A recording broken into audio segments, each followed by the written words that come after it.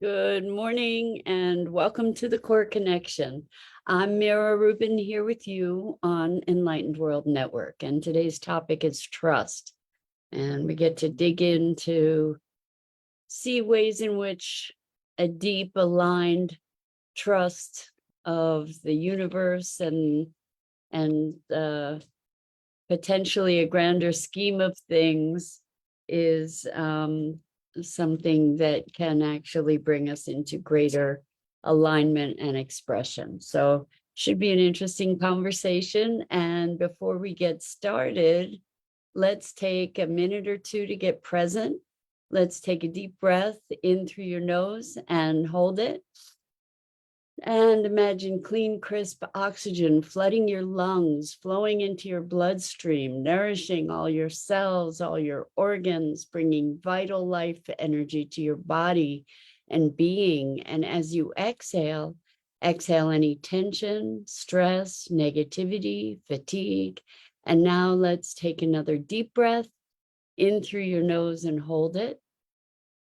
This time, imagine brilliant, bright light lighting you up from the inside out, illuminating, electrifying, and energizing all your cells, all your molecules, all your electrons, creating a brilliant beam of light and energy from your heart out into the world.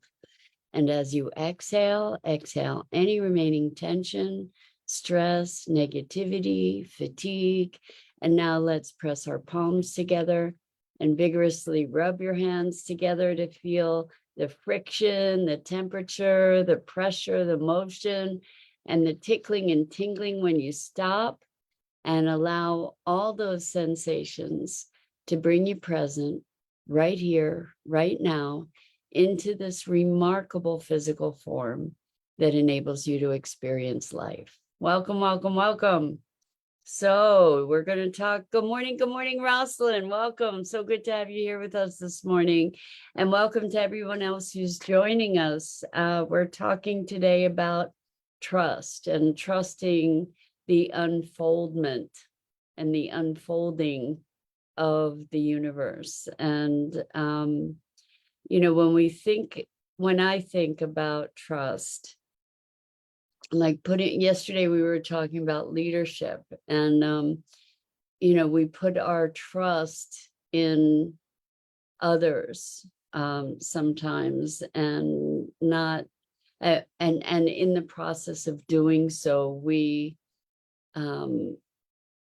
give away our power and our presence. And in this notion of trusting the unfoldment of the universe, essentially it's sort of standing back to get a broader view, to say that things are unfolding as they are meant to. And then when we consider that, we get to look at, well, what does that mean in terms of our call to action? So does it mean that we don't act? Does it mean that we become just accepting, complacent? Good morning, Carolyn. Welcome. How wonderful to have you join us. We're talking about trust today and trusting the universe. And I think that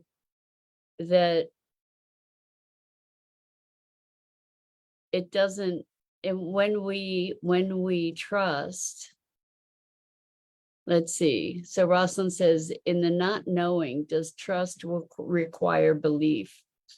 Well, I guess we're talking about belief and faith, and I think it is an underlying belief, or what I call hypothesis, to say that everything is unfolding in its perfection.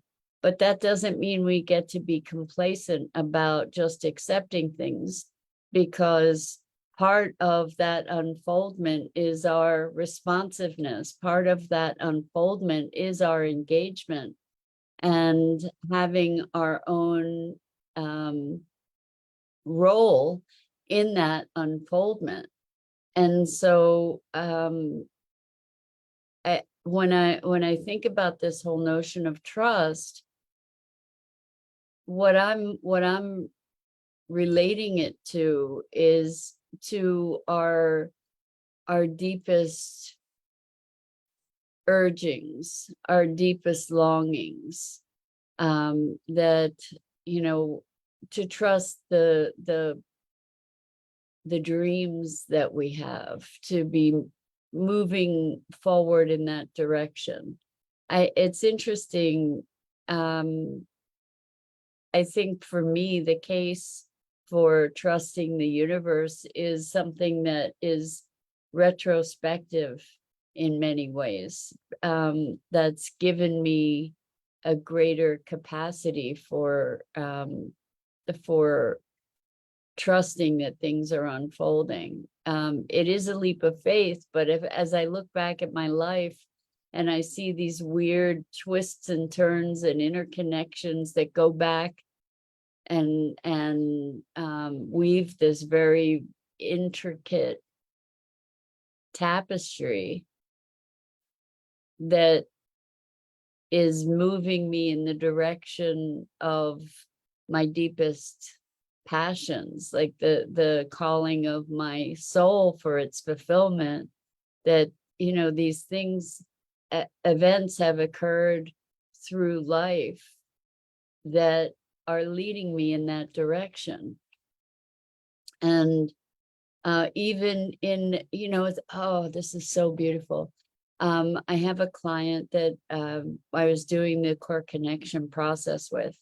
And by the way, I just want to let you know, I'm starting a new core connection cohort June 5th.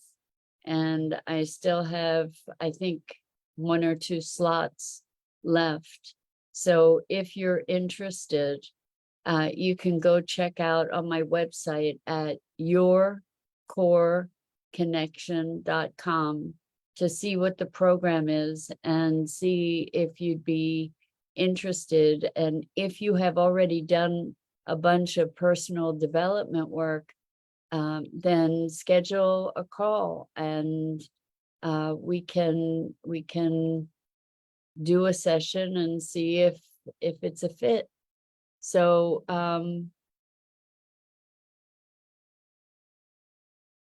so Carolyn says, I believe I've lost my white cat Flocky, but I believe she will come home. It's making me, I'm guessing, sad, ill. It's making me ill because she's not home. I have got to be positive. Well, that's such a challenging situation, Carolyn, when we're talking about trust, right? I have lost animals in the past. I had a bird, Maggie, who flew away, and I did get her back. So one of the things that you can do is get on local chats and let people know that you've lost your cat, and make people aware, reach out to as many kinds of venues that are local as you can, because that's how Maggie came back to me. Actually, I called the local SPC, the local SPCA and the local shelters, and someone had brought her in. So I wish you good luck in retrieving Flocky.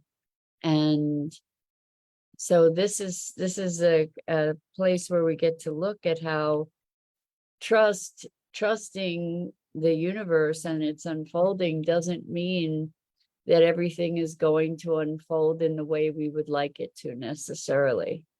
And that maybe we just don't have a bigger vision or the capacity to see all the interweavings and workings of things.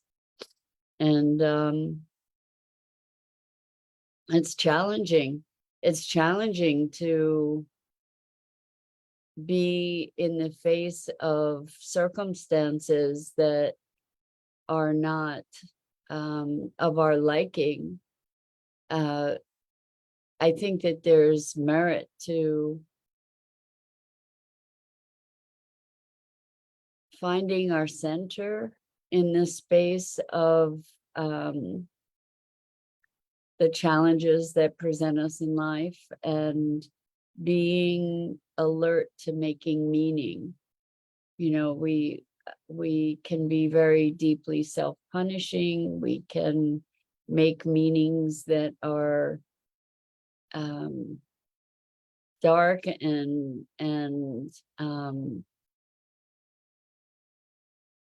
we can also make meanings that allow us a space of peace, which isn't our normal inclination, I think. Carolyn says, I put her around everywhere to get her home. I pray to the universe to get her back.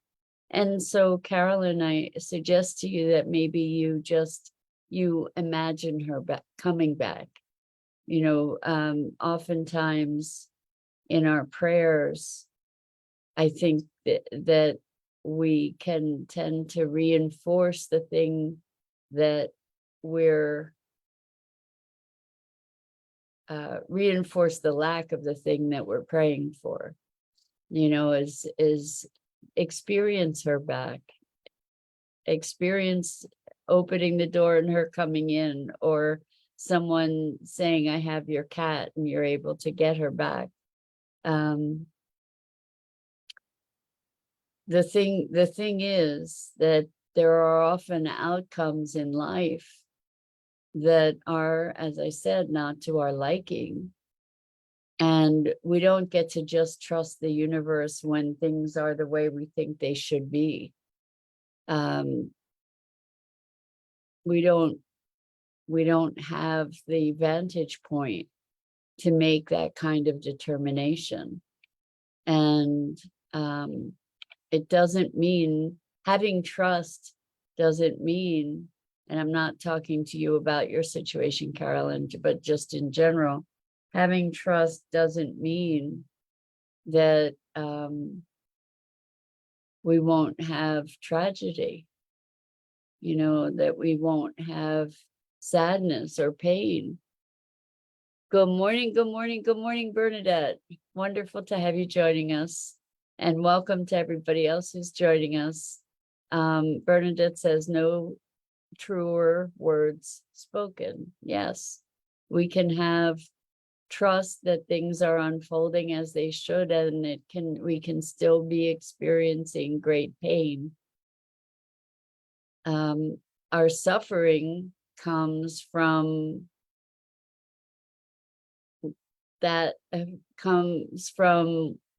deeply wanting things to be different, right? So we can experience pain without suffering. Suffering is sort of prolonging the pain through certain ways of thinking.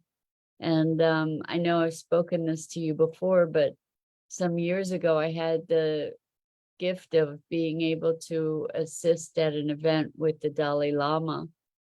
And the biggest takeaway for me from that, and super powerful, is him saying that all suffering is the result of false conceptualization. In other words, when we suffer, which is distinct from experiencing pain, when we suffer, it is because of the way we are thinking about things. And so when I'm talking about trust in this grander context, to say, you know, I don't necessarily know how things are, you know, what the greater design is, if there is a greater design, but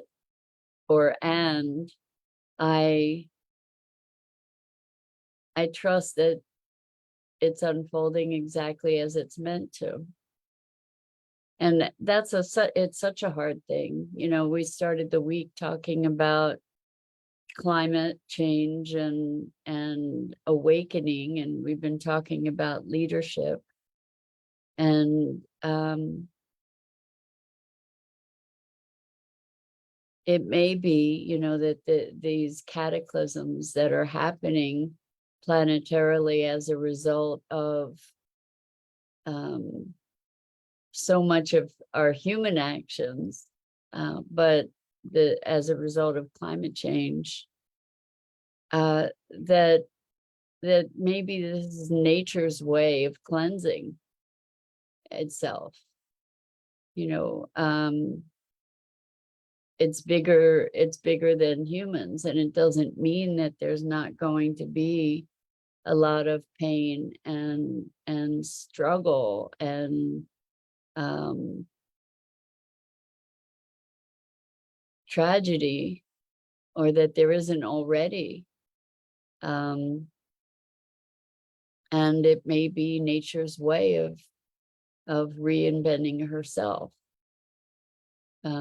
reconfiguring herself, healing herself.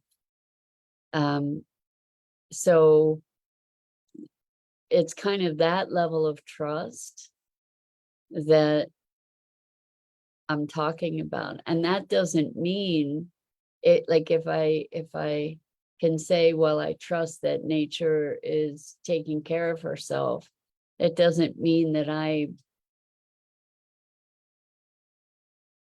am inactive in doing what I can do to help shift things for a perceived better, whatever that is. And I don't know that the better that I imagine is truly better, right?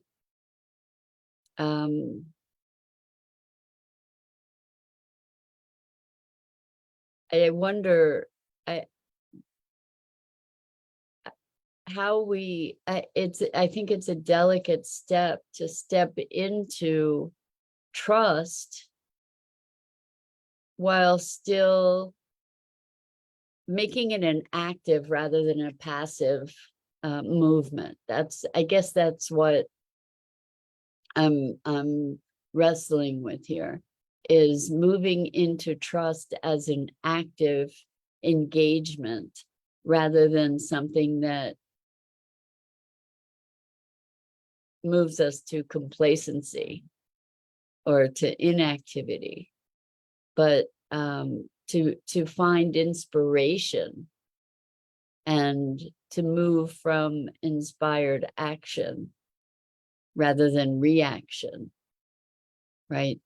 It all goes to deepening our connection, and connection with source, connection with self, connection with nature, listening on a very, very deep level. And in order to be a deep listener, whether it be of our souls, the voice of our own souls, or of the planet, or of each other, it means being able to get out of the way. It means stepping outside of our opinions and our beliefs and our predispositions to step into a place of emptiness in order to truly receive and perceive what's there. And that's a lifelong journey to find that emptiness, to find that purity of being that allows life to move through us unimpeded. It doesn't mean necessarily, I know I said get out of the way, but it doesn't mean to disappear, because each of us is a unique vehicle through which life flows. So it's not about disappearing. It's about becoming more fully who we are in our essence, in the core of ourselves, with the least amount of overlay, all the I've heard people say the domestication, that we've all been domesticated in that we've been conditioned and trained into certain beliefs and priorities and patterns that often betray our deepest essence and expression. And so there are a lot of social controls that keep us in line. What will people think? What will people say? They'll be laughing at me. They'll make fun of me. They'll try to disempower me. All of those things are social controls that keep us in line, right? But what if we just have a willingness to stand out in our quirkiness? What if we allow our freak flag to fly? Just like in all of our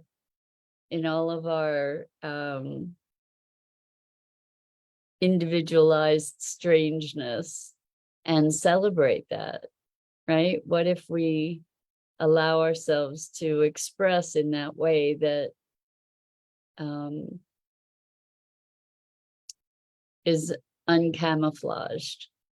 So it makes me think, I'm in the process of developing a course. And so I'm taking a course on developing a course. And that, they mentioned this, let your freak flag fly, which I've heard in other trainings. But when we have we each have a unique gift to share in the world. And by being true to that, we are making our greatest contribution to this flow of life. At least that's my hypothesis at the moment here. So Rosalind says, so in trust, being passive looks like putting expectations. Oh, that's interesting. Right. Like I'm trusting it's all going to work out the way I want it to work out. Right. While active allows any outcome, the active trust is living by virtues.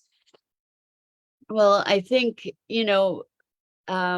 passive trust is also allowing for any outcome, but I think it is, expectation. So I believe that we get to be engaged in life. Why not? I think that's what we're here for. And that's going to be expressed in a multitude of different ways, as many of different ways as there are different people, right? So it's not, I guess I'm inviting all of us to actively be engaged in who we are, actively express that rather than trying to disappear into the stream, rather than trying to be part of the crowd. Let's just embrace our uniqueness. Let's trust that that's a gift that was given us to express. And so what if people make fun of you? So what if people don't accept you for who you are? There will be people that you'll find who do.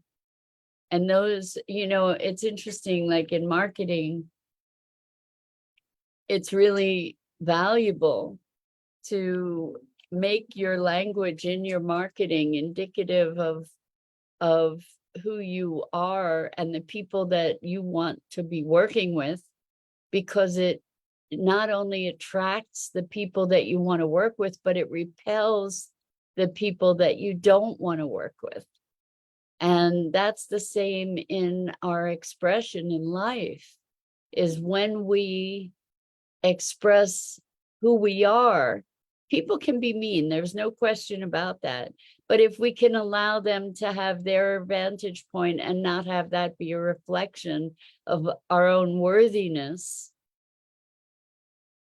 then we will attract the people that are in greater alignment with what we're up to. And I love, Rosalind, that you said the act of trust is living by virtues. And I guess we get to look at what's virtue and what is virtuous, because culturally, suffering has been virtuous, right? And I don't know. I think that that's something worth questioning. I don't agree that suffering is virtuous.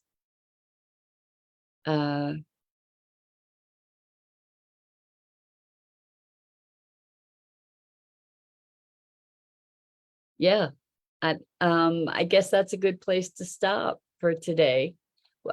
Trusting, this trust that we're talking about today is trusting our highest expression.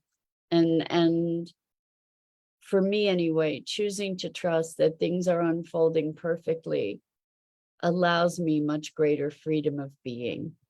And that's very much what I'm up to, is a deeper experience of freedom in expression, in allowing life to flow through me, in being here. And so, Carolyn, we're sending prayers that Flocky finds her way home, and wishes for all of us to find that space of comfort or reconciliation, maybe, that trust offers.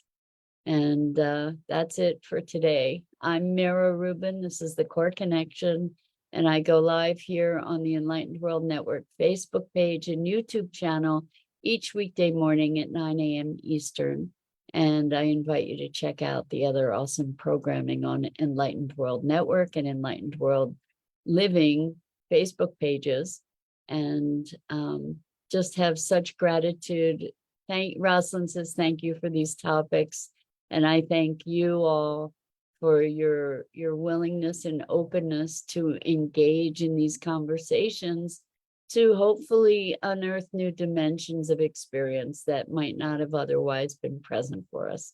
So with that, until next time, so much love to you.